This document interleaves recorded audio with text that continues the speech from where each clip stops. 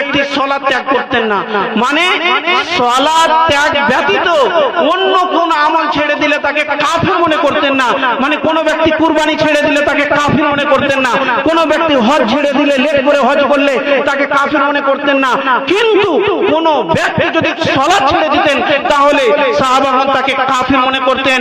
আল্লাহ রাসূল সাল্লাল্লাহু আলাইহি সাল্লামের হাদিসকে সামনে রেখে আমি আপনাকে বলি, ইমাম আহমদ ইবনে হাম্বল রাহিমাহুল্লাহ বলেন, কোন ব্যক্তি যদি সালাত ছেড়ে দেয় তাহলে তাকে হত্যা করে দিতে হবে।